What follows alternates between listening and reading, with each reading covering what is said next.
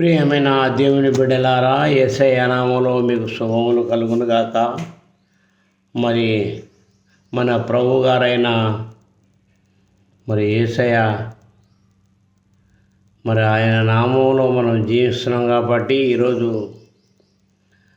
అంజూరపు చెట్టును ప్రభు శపించినట్టుగా మనము ఈరోజు వాక్యం చదువుకోవాలని నేను ఎంతో ఆశిస్తున్నాను.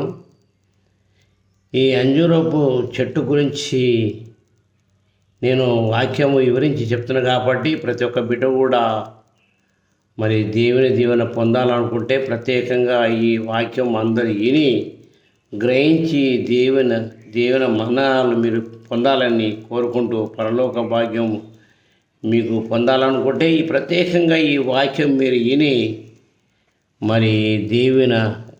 దేవుని దీవెనలు మీరు పొందాలని నేను ఆశిస్తున్నాను.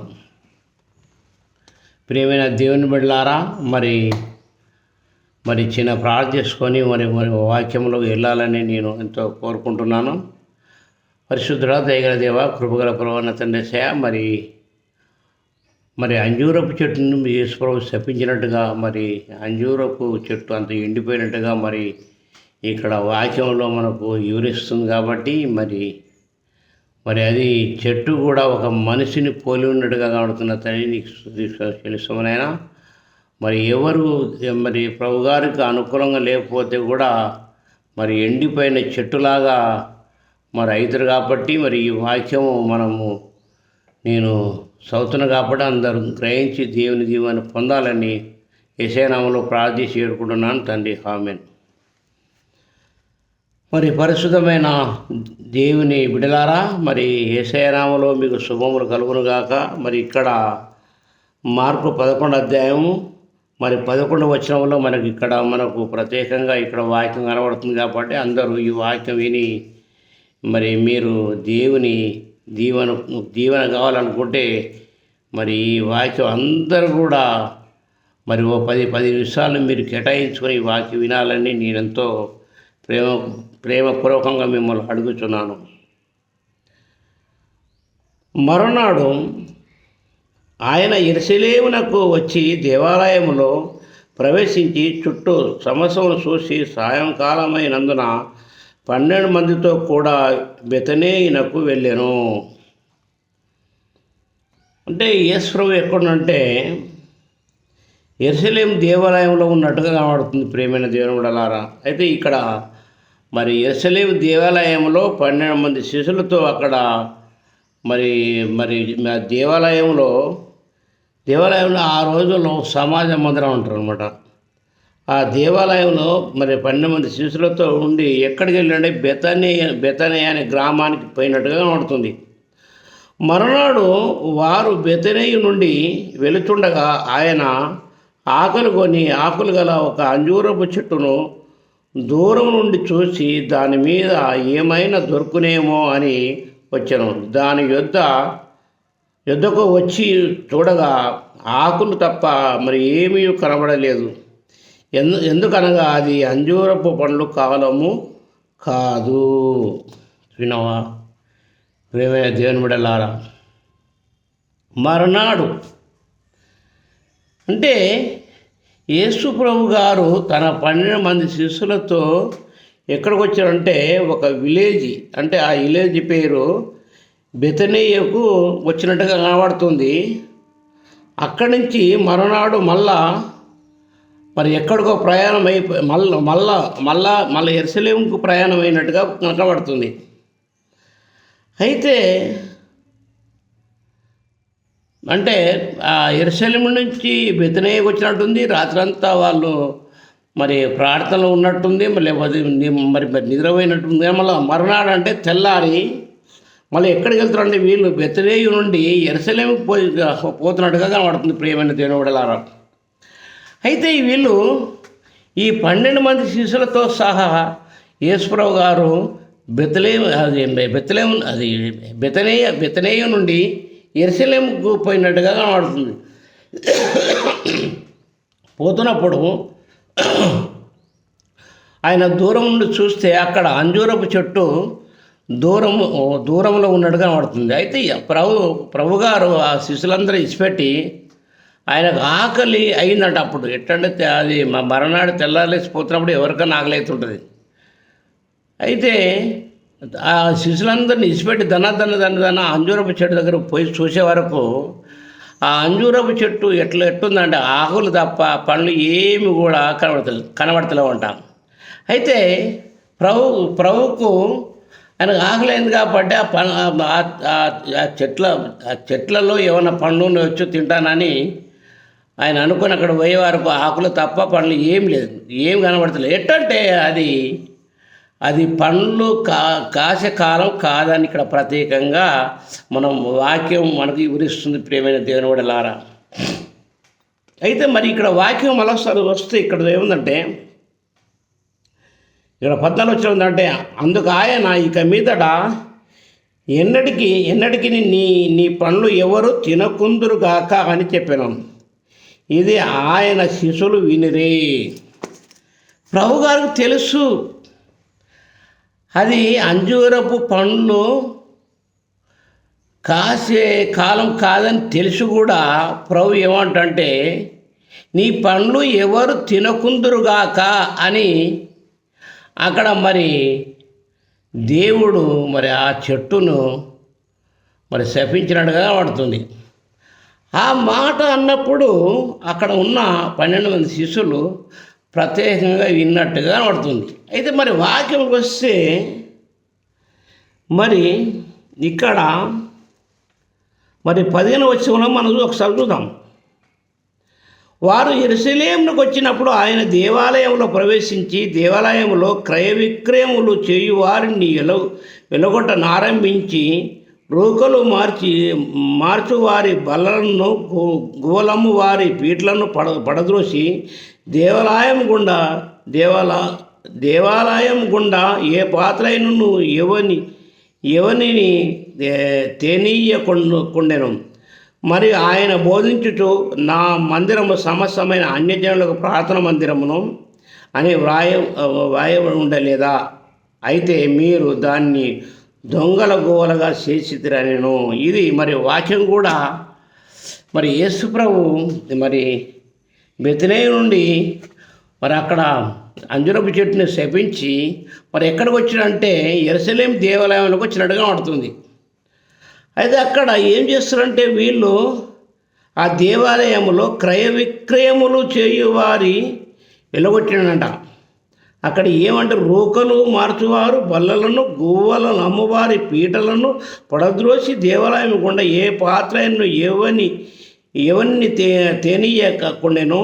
మరియు ఆయన బోధించుచు నా మందిరము సమస్తమైన అన్యజనులకు ప్రార్థన మందిరం అనబడినని ఇక్కడ వాక్యం పడుతుంది. ఇది కూడా మరి ఎట్టంటే ప్రభుగారు అక్కడ మరి విశ్రాంతి దినమున మరి అక్కడ ఏం చేస్తారంటే యూదులందరూ ధర్మశాస్త్రం అనుసరించిన వాళ్ళందరూ మరి ఆ ధర్మశాస్త్రం అనుసరించిన వారు ఏం చేయాలంటే దేవాలయంలో వాళ్ళు ప్రార్థన చేసుకోవాలి. కానీ అక్కడ ఏం చేస్తున్నారంటే వ్యాపారం చేస్తుంటే ప్రభుగారు కోపం వచ్చి వాళ్ళందరిని కూడా ఎలువెట్టినట్టుగా పడుతుంది. ఇది కూడా వాక్యము యెషయా 56 అధ్యాయము 6-7 వచనం మీరు తర్వాత మీరు చదువుకోండి. ఈ వాక్యం మీరు నేను చెప్పిన వాక్యం మీరు ఇంటి అక్కడ కూడా ఇదే సేమ్ వాక్యం అక్కడ మీకు కనబడుతుంది అని అయితే మరియు ఆయన బోధించుచు నా మందిరము సమస్తమైన అన్యజనులకు ప్రార్థన మందిరం అనబడును అని వ్రాయబడి ఉండలేదా? అయితే మీరు దాని దొంగ గుహలుగా చేసిరనెను. శాస్త్రులు ప్రధాన యాజకులను ఆ మాట విని జనసమూహం అంతయు ఆయన బోధకు బహుగా ఆశ్చర్యపడట చూసి ఆయనకు భయపడి ఆయన ఎలాగ సంహరించుదామా అని సమయం చూచుండ్రి.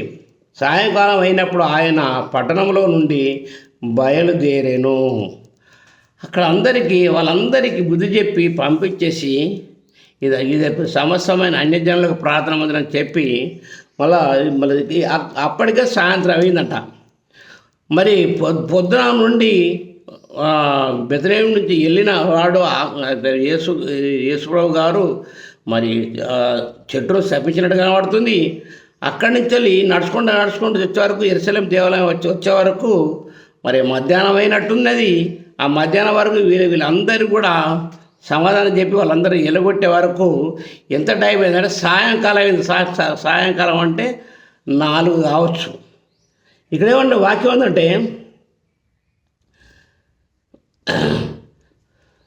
ఇది 19 వచనం ఇది మార్కు 11:19 ఏమందంటే సాయంకాలం అయినప్పుడు ఆయన పట్టణంలో నుండి బయలుదేరను.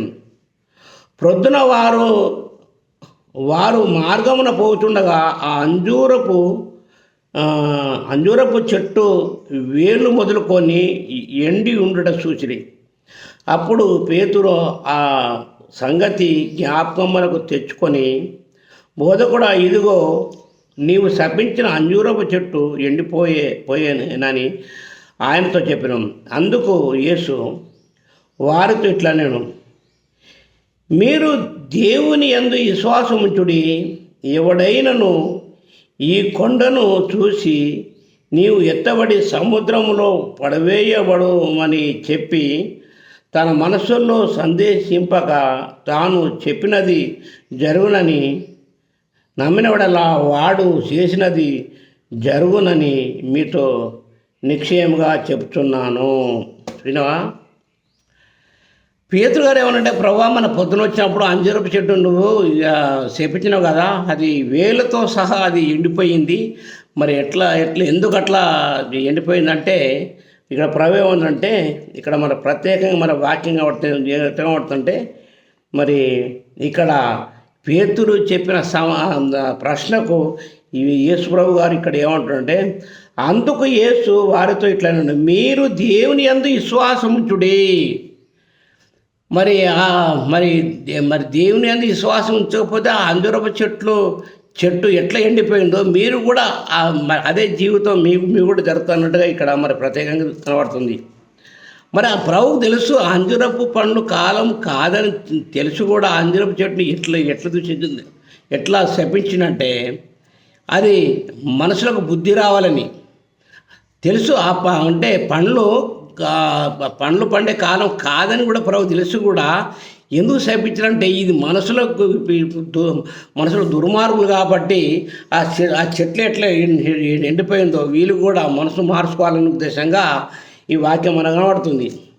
అయితే ఇక్కడ వాక్యం ఏముందంటే, ఇది మరి 22వ వచనంలో ఏముందంటే, అందుకు యేసు వారితో ఇట్టాను, మీరు దేవుని యందు విశ్వాసముంచుడి. ఎవడైనను ఈ కొండను చూసి నీవు ఎత్తబడి సముద్రంలో పడవేయబడమని చెప్పి తన మనసులో సందేశింపక తాను చెప్పినది జరుగునని నమ్మినవాడలా వాడు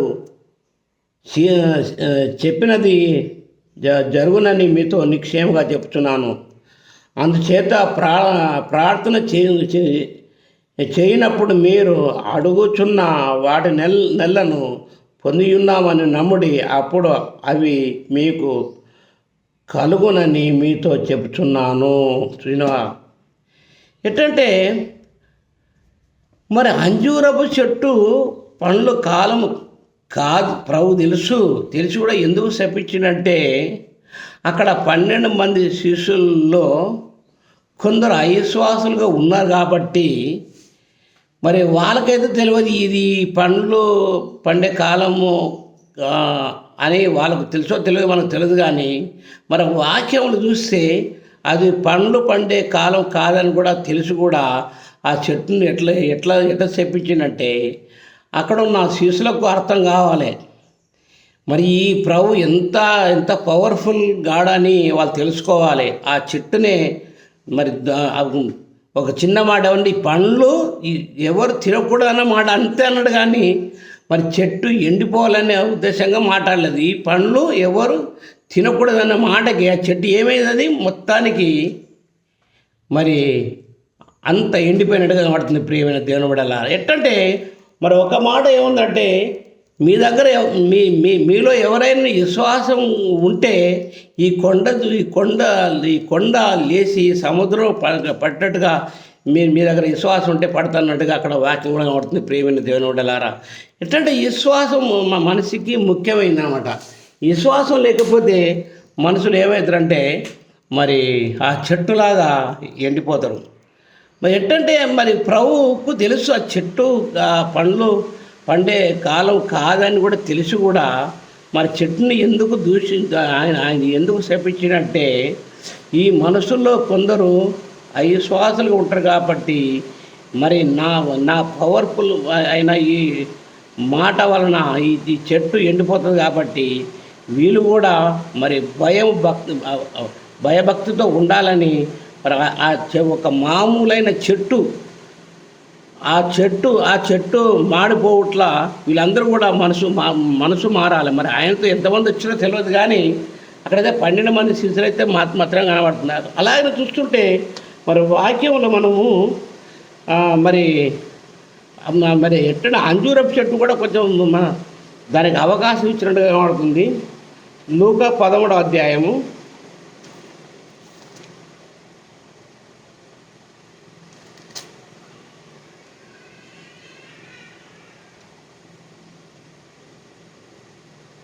13వ అధ్యాయము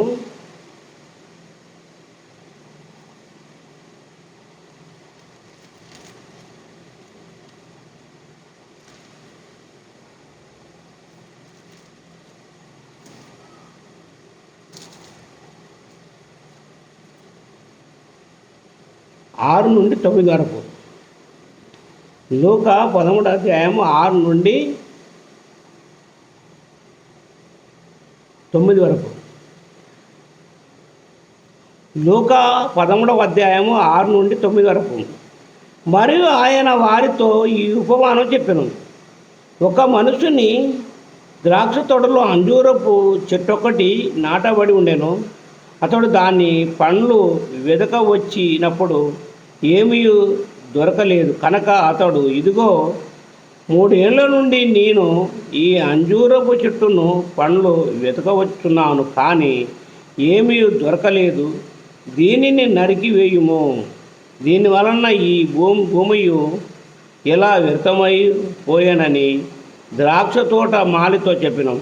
అయితే వాడు, అయ్యా, నేను దాని చుట్టూ త్రవ్వి ఎరువు వేయమట్టుగా ఈ సంవత్సరం కూడా ఉండనిమ్ము, అది ఫలించని సరే లేని వేళలా నరికి వేయమని అతనితో చెప్పాను. చూసినావా, ఒకసారి సాంశించుడు.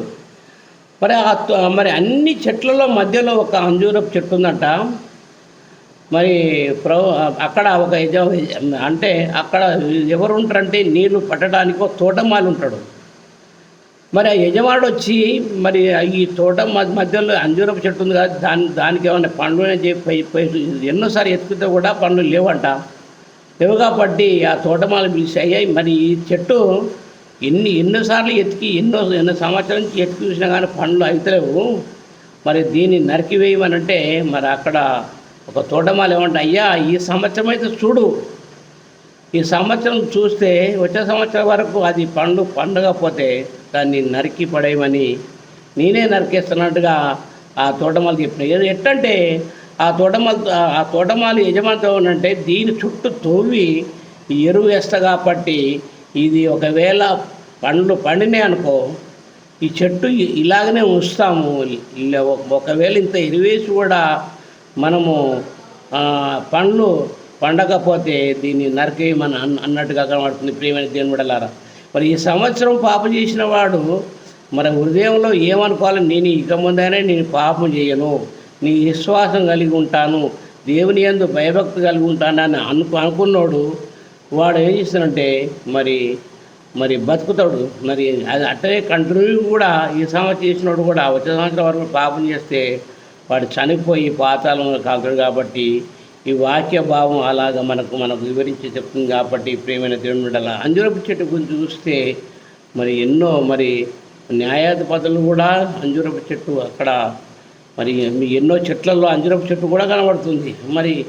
మరి ఎట్టంటే ప్రకటనలు కూడా అంజూరపు చెట్టు గురించి కూడా కనబడుతున్నది. అది అనేకమైన పండ్లు కూడా కనబడుతున్నాయి. అంజూరపు పండ్లు ఎట్టంటే అంజూరపు పండు అనగా అది ఎంతో మరి సాదృష్టంగా అది ఎట్లా అంటే అది ఆరోగ్యానికి పరిమితంగా ఉన్నట్టుగా ఉంటుంది. ప్రేమ దేవుడలారా, మరి ఇప్పుడు ఎట్టంటే ఈ కాలంలో చాలామంది ఎన్నో అనారోగ్యాలతో ఉన్నప్పుడు అంజూరపు పండ్లు తింటే మరి మరి మరి జబ్బులు అనేది పోయి ఆరోగ్యవంతులవుతుంది. కొందరు చాలామంది షుగర్ బీపీ ఉన్న వాళ్ళు కూడా అంజూరపు పండ్లు తింటే అన్ని ఫలముల కన్నా అంజూరపు పండ్లు చాలా మంచి కాబట్టి మరి మరి రోగములు కూడా మరి అంజూరపు పండ్ల వలన మరి ఆరోగ్యవంతులు అవుతారు. కాబట్టి అంజూరపు గురించి ప్రత్యేకంగా దేవుడు ఇక వాక్యం మనకు రాసి ఇచ్చింది కాబట్టి మరి విశ్వాసం కలిగి ఉండాలి. ఎట్టంటే అంజూరపు చెట్టు పండ్లు కానప్పుడు కూడా మరి యేసుప్రభు దాన్ని ఎందుకు చెప్పించినంటే మరి శిష్యులు కూడా కొందరు మరి యూదా చేసినట్టే యేసుప్రభుతో ఉండి కూడా మరి ఆయననే మరి 30 నాణాలకు మరి ప్రభు గారిని అమ్మినట్టు కనబడుతుంది. కాబట్టి అట్లనే మారాలని ఉద్దేశంగా ఆ పండ్లు పండని కాలం కాదు, కానీ ఇట్లనే ఈ చెట్టు ఇట్లా మాడిపోవట్లా వాళ్ళు కూడా మీ ఇట్లా ఇలాంటి దుర్మార్గం పనిచేస్తే మా జీవితాలు ఇట్లా అవుతుందని చెప్పి వాళ్ళు కూడా అనుకోవాలనే ఉద్దేశంగా మరి ప్రభు గారు అక్కడ మరి చెట్టును శపించినట్టు కనబడుతుంది. చెట్టు అంతా కూడా ఎండిపోయినట్టు కనబడుతుంది. కాబట్టి మరి ఇంకా మరి లూకా మరి 13వ అధ్యాయం 6వ వచనం 7వ వచనం 6 నుండి 9 దాకా ఏమందంటే మరి తోట మధ్యలో ఉన్న అంజూరపు చెట్టును కూడా మరి అది ఎన్నో సంవత్సరాల నుంచి కూడా దాన్ని చూస్తే ఎన్నోసార్లు ఎత్తి చూసినప్పుడల్లా కూడా మరి ఆ పండ్లు లేకపోతే దాన్ని నరికేయమంటే అయ్యా ఈ సంవత్సరం అయితే ఆగండి, వచ్చే సంవత్సరం వరకు కూడా పండ్లు కాకపోతే దాన్ని నరికేస్తా అన్నట్టుగా వివరించి చెప్పినట్టు కనబడుతుంది. అయితే అక్కడ ఏమంటారంటే మరి ఆ చెట్టు చుట్టూ కూడా తవ్వి మరి దానికి ఎరువు వేస్తే అట్లా కూడా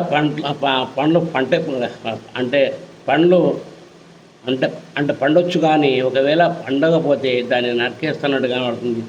మరి ఇదంతా కూడా ఈ చెట్టు ఒక మనిషిని పోలుంది. కాబట్టి మరి ఎవరన్నా మరి దుర్మార్గమైన పనులు చేసిన వారందరూ కూడా హృదయాలు మారి దేవుని అందు విశ్వాసం కలిగి ఉండాలని నేను కోరుకుంటూ మరి ముగిస్తున్నాను. మరి చిన్న ప్రార్థన చేసుకొని మనం ముగిస్తాము. పరిశుద్ధ దయగల దేవ, కృపగల ప్రవర్తన అంజూరపు చెట్టును మరి శపించినట్టుగా ప్రవర్తన మరి అంజూరపు చెట్టు పండ్ల కాలం కాదు కానీ మరి ఎట్లా తన శిష్యులు హృదయాలు మారాలని దాని చెట్టును మరి శపించినట్టుగా కనబడుతుంది. ప్రేమైన దేవుడలారా, మీరే మరి హృదయాలు మారాలని దేవుడి దీవెన పొందాలనుకుంటే మీరు చేసిన తప్పులు, మీరు చేసిన పాపములన్నీ క్షమించి మరి మీరు దేవుని అందు విశ్వాసం కలిగి ఉండి మరి పరలోక భాగ్యం దయచేయమని మా ప్రభువు మరియు యేసు నామములో ప్రార్థించి వేడుకుంటున్నాను తండ్రి. ఆమేన్.